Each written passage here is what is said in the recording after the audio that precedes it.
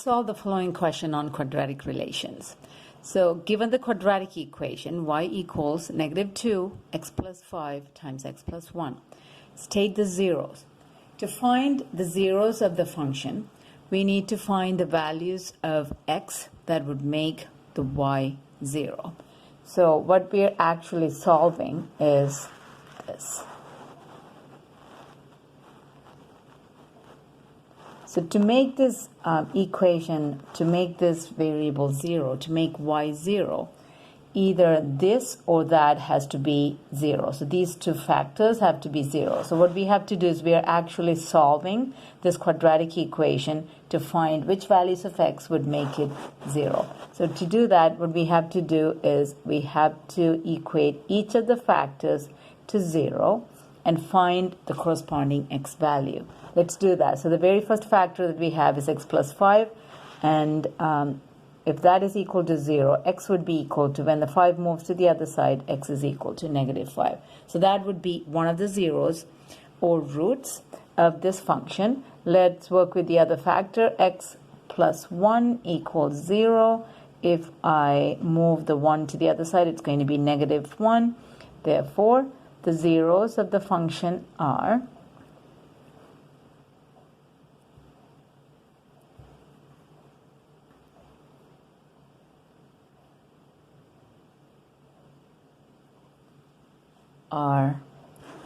negative 5 and negative 1. If I have to write these as coordinates, it would be negative 5 and the y is 0, and that's what we just found out, and negative 1, 0. Let's move on to the next question. Find the vertex of the function. To do that, the quadratic equation in this question is given in factored form. We have to convert that into standard form and then complete the square so that it is converted to the vertex form for us to get the vertex directly from it.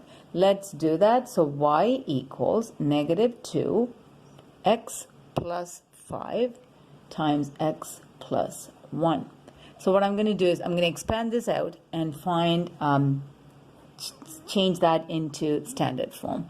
So let's keep the negative 2 out, and I'm going to use the distributive law or the rainbow rule to expand these brackets. So x times x would give me x squared, and x times 1 would give me x. 5 times x would give me 5x, and 5 times 1 would give me 5. So this is what we have inside the bracket when we expanded.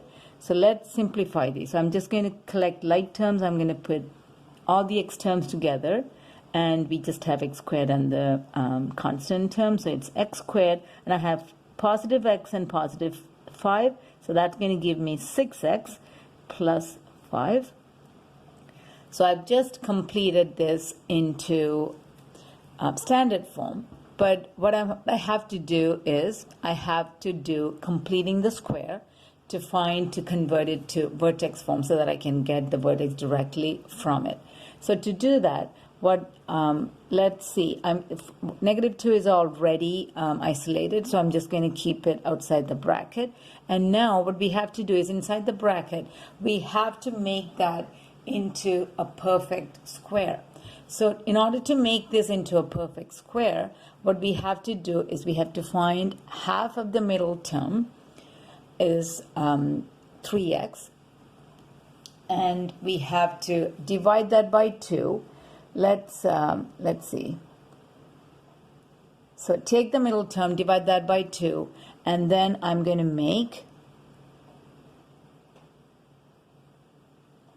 write the term that would make it a perfect square. So plus 6x. Now I have to come up with the number that's going to be added to make this a perfect square. So what I do is I find the middle term, I divide that by 2 and square it. So when I take the middle term 6 and divide by 2, which is going to be 3, squaring it would be 9. So that is a perfect square trinomial. And now, since I just added plus 9, I can't really leave it at that because I have changed the equation. I have to subtract 9 as well. So when I subtract 9, and I already have a 5 in there, which was initially there.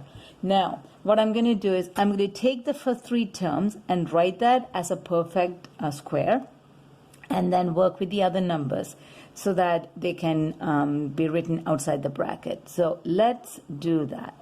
So I'm just going to keep the -2 out and write this as a perfect, the terms that I need for a perfect square. And I'm going to move these 2 terms outside the bracket. And when these 2 terms are moved outside the bracket, they have to be multiplied by -2 before they can be moved outside the bracket. So when I multiply -9 by -2, it is going to give me positive 18. So that's going to go outside the bracket. And I have -2 times 5, which is -10. So that's going to be -10, and that's what's going to go out. Let's rewrite this, and I'm going to take these 3 terms and then write that as a perfect square, which is going to be x plus 3 whole thing squared. So if I expand that, I should get all these 3 terms. And now I just have to simplify what I have outside the bracket. It's plus 18 minus 10 is going to be plus 8. Now I have completed the square. Now this is in vertex form. Now from here, I know how to get the vertex. Therefore, the vertex of the function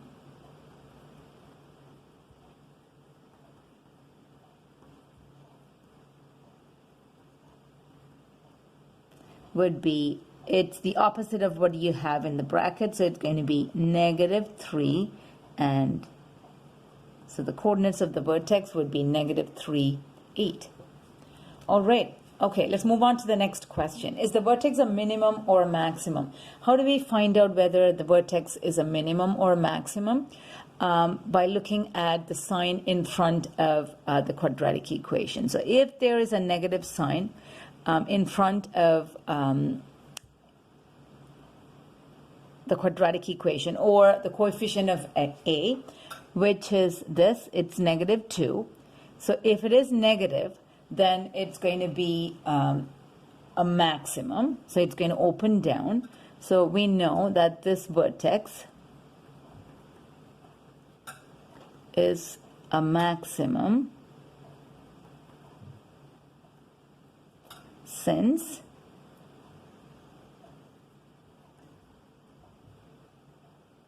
the coefficient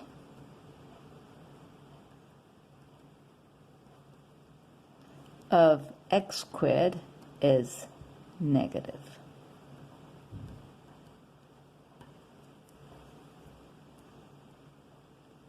What is the axis of symmetry? So if we have the vertex, it's easy for us to find the axis of symmetry. So the axis of symmetry would be the x coordinate of the vertex. And we just have to write it as an equation. Axis of symmetry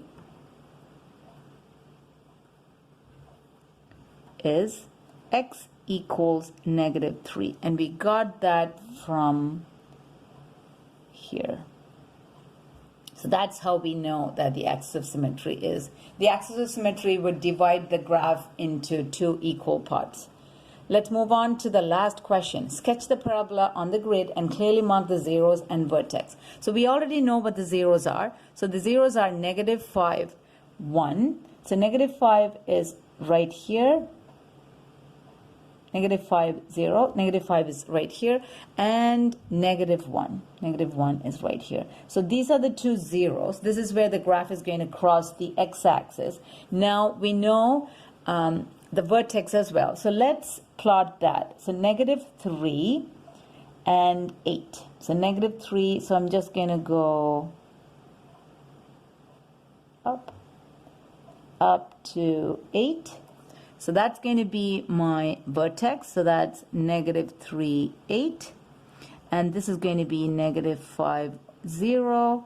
And that's -1, 0. So I've labeled the zeros and I've labeled the vertex. Now, let's see whether we can do this graph. So we just have to connect the dots. So that would be the quadratic equation.